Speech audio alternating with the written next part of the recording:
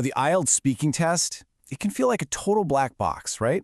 You go in, you talk to a stranger for about 15 minutes, and then you walk out just thinking, what just happened? Well, today we're going to pry that box right open. I'm going to give you the full roadmap, the inside scoop, so you know exactly what's coming. So, have you ever wondered what it's really like in there? Let's pull back the curtain.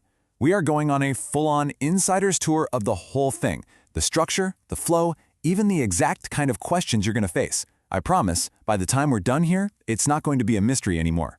It'll just be a clear, predictable path. All right, so here's our roadmap, a step-by-step guided tour.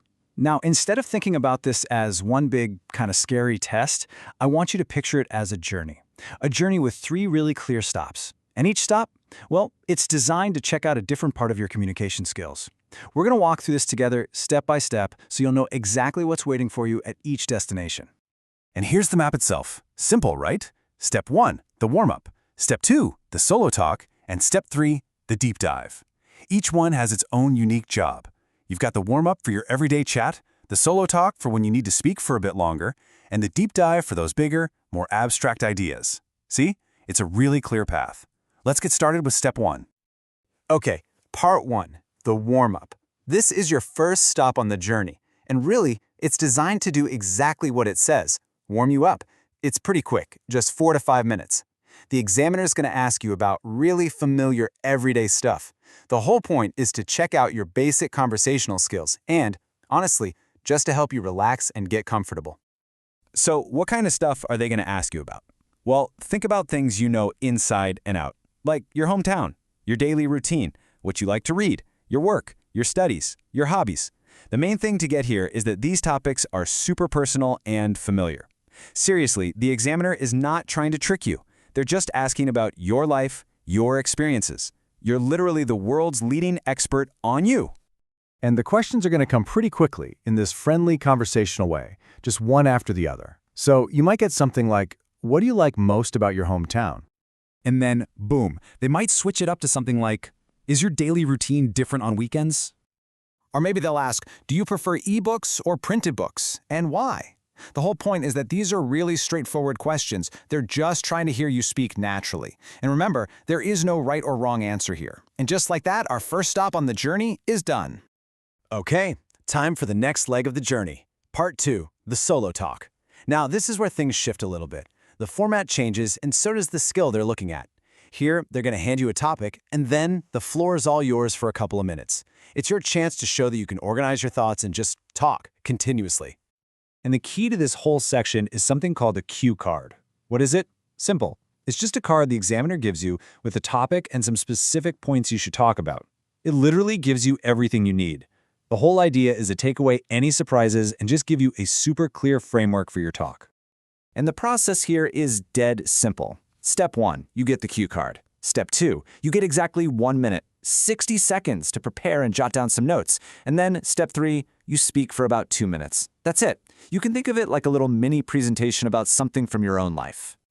So, you're probably wondering what one of these cue cards actually looks like, right? Well, here's a classic example. The main prompt is, describe a person who has inspired you the most in your life. See, it's a really personal topic, something designed to let you tell a great story. And this is why the cue card is your best friend in Part 2. It literally gives you the entire structure for your story. All you have to do is follow these points. Who is the person? How do you know them? What did they do to inspire you? And why are they so important? You just go down the list and bam, you've got a perfectly organized 2-minute talk. It's basically your own personal script. And here we are, our final destination, Part 3, the deep dive. This part is about 4 to 5 minutes long, and it flows right out of the topic you just talked about in Part 2. But there's a twist. Here, the examiner wants to see if you can analyze, speculate, and really discuss more abstract, bigger picture ideas. So this is probably the most important thing to get about this section. The gears are shifting. Think of it like this. Part 1 was all about the personal, right? Questions about your life, your experiences. But Part 3, that's about the abstract. It's about us, about society, about general concepts. The questions zoom out from your personal world and challenge you to talk about bigger ideas and, crucially, to back up your opinions. So remember that Part 2 topic about an inspirational person? Well, a Part 3 question might build on that and ask something like this. What qualities make someone a good role model? You see that shift?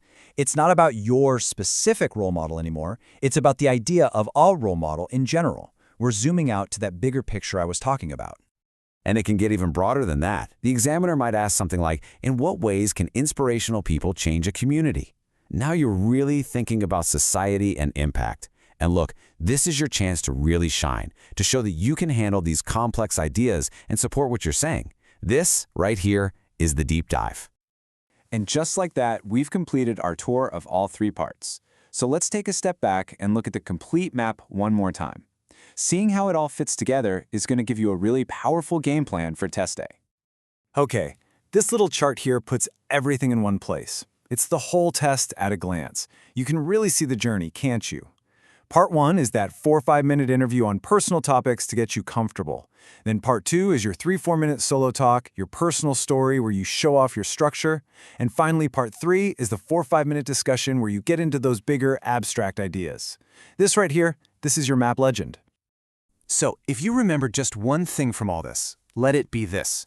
The test is designed to be a conversation, not an interrogation. That's so important. It's a natural flow. It starts off personal, then it lets you tell a little story, and then it expands into a bigger discussion. See how each part just builds on the one before? It's a really smart design. And there you have it.